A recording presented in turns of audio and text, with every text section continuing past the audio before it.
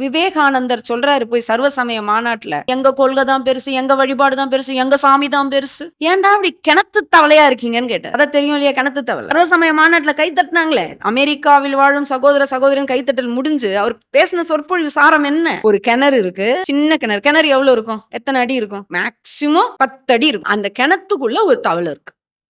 இந்த கிணத்து தவளைன்னு கதையை கேளுங்க. அந்த கிணத்துக்குள்ள ஒரு தவளை இருக்கு. இருந்து அந்த வழியா ஒரு கடல் தவளை வருது. அது ஏதோ ஒரு பூச்சிய உணவை சாப்பிட அப்படியே வந்து அது ஜம்ப் பண்ணும்போது அந்த கிணத்துக்குள்ள போய் விழுந்துருது. கிணத்துக்குள்ள கடல் தவளை போய் விழுந்துருச்சு. கொஞ்சம் டிஃப்ரெண்டா இருக்கு. இது வரைக்கும் கிணத்து தவளை அந்த மாதிரி ஒரு தவளையோ நம்ம அதுக்கு தெரியல. நீ எங்க இருந்து வந்த? பார்த்தா வித்தியாசமா இருக்கே அப்படின்னு கேக்குதாம். கடல் தவளை சொல்லுது, நான் கடல்ல இருந்து வரேன். கடலா? கடல்னா?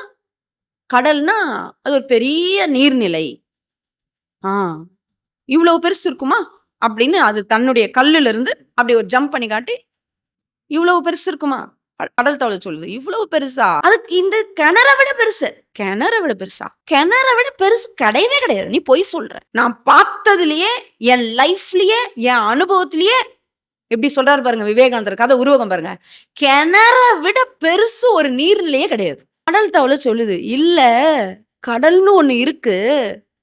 அது ரொம்ப பெருசு. நான் அங்க பார்த்துட்டு வந்திருக்கேன். நான் அதுல தான் இருந்திருக்கேன். அது ரொம்ப பெருசுன்னுது.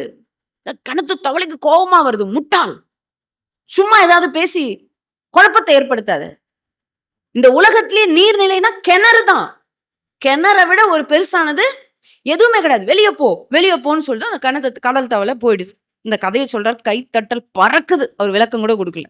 அங்க இருக்கிற அந்த எல்லா சமய தலைவர்களும் பார்வையாளர்களும் கைத்தட்டல் பறக்குது. இப்படித்தான் எல்லோரும் அவரவர் சமயங்கள் பெரிது பெரிது என்று கூறிக்கொண்டு கிணற்று தவளையாக இருக்கிறார்கள். கடல் தவளையா மாறுங்க. அது கடலியா? நீ ஒரு எல்லைக்குள்ள வச்சுட்டு அதை நீ டெஃபினேஷன் கொடுத்து அதை சிறுமப்படுத்தாத.